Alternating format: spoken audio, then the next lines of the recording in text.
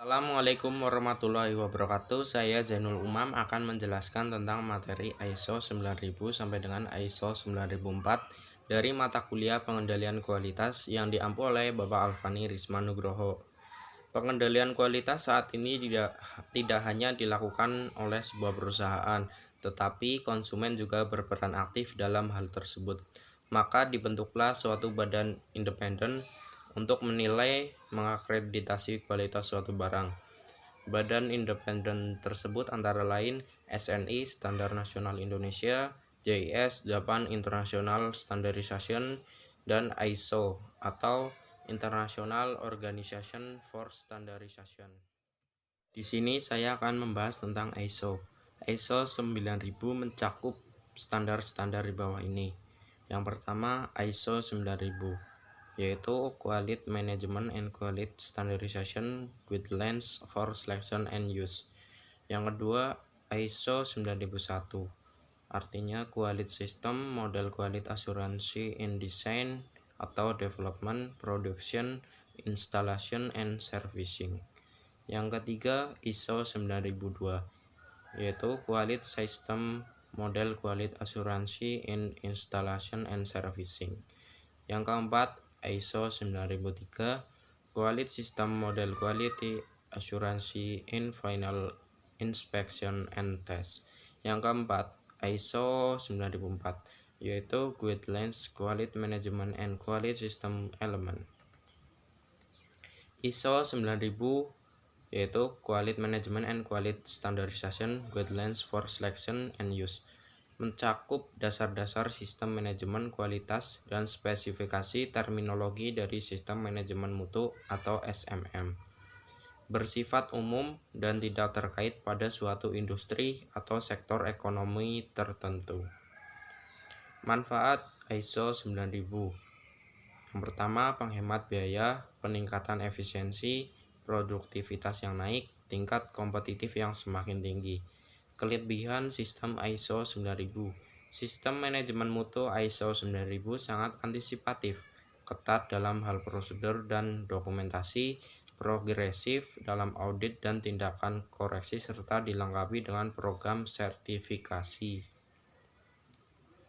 Kedua, sistem manajemen mutu ISO 9000 sangat adaptif untuk diaplikasikan pada berbagai macam bidang industri, baik penghasil barang maupun jasa.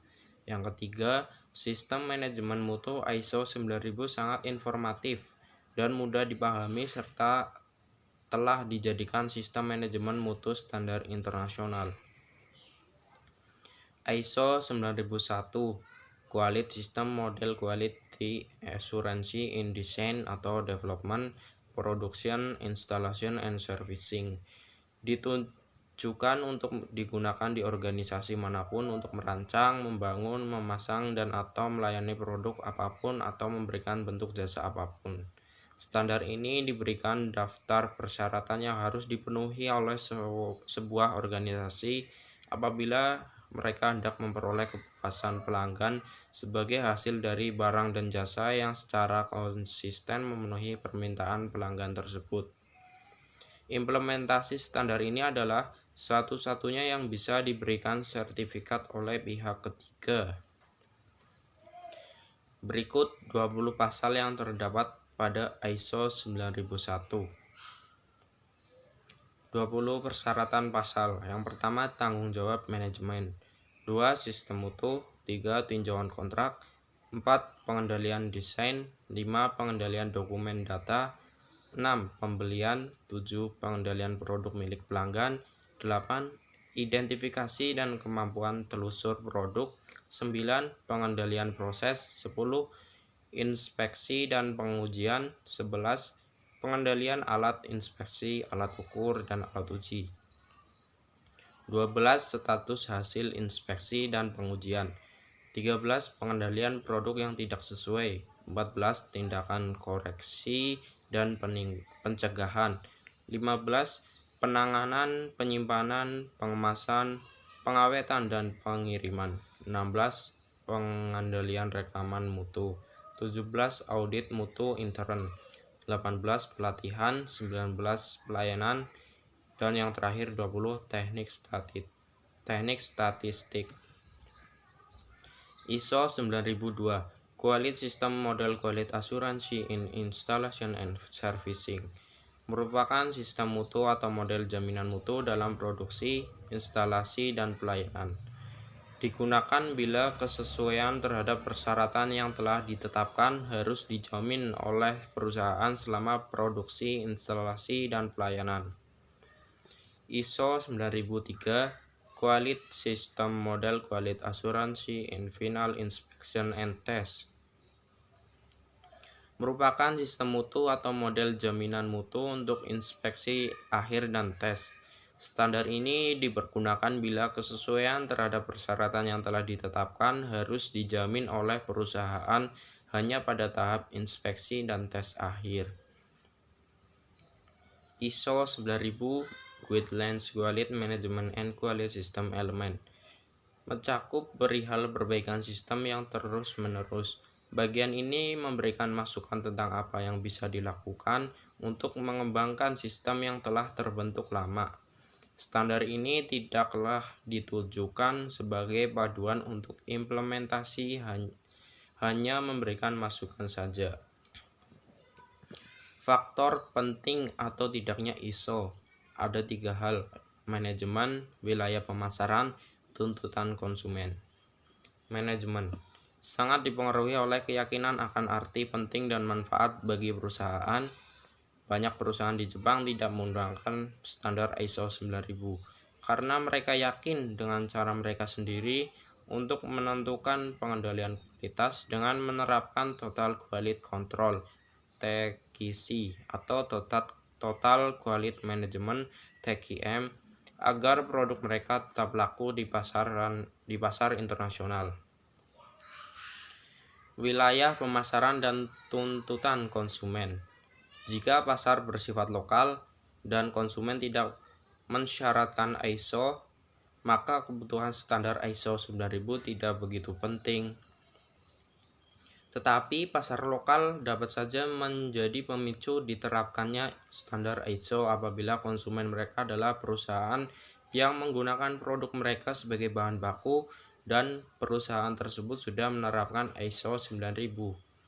Sehingga sebagai perusahaan, sebagai pemasok atau supplier harus menerapkan sistem standar ISO 9000 apabila ingin tetap sebagai pemasok.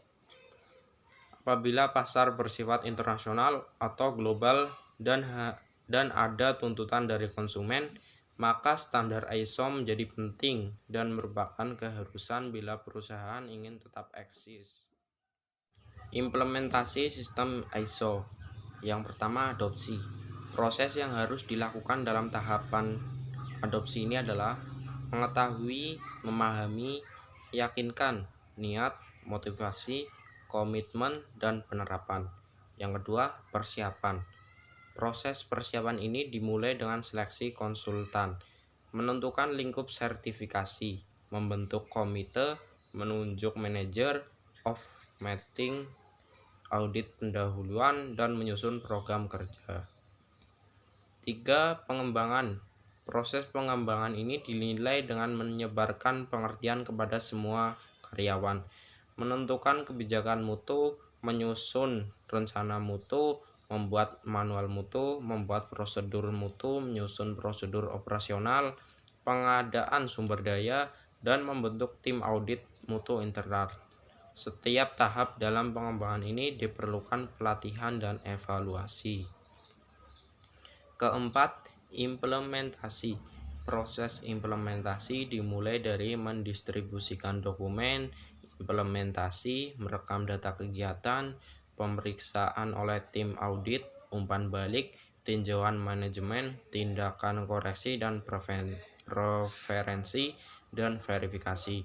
Untuk melakukan rekaman data, kegiatan diperlukan pelatihan dan evaluasi. Kelima, asesmen atau penilaian.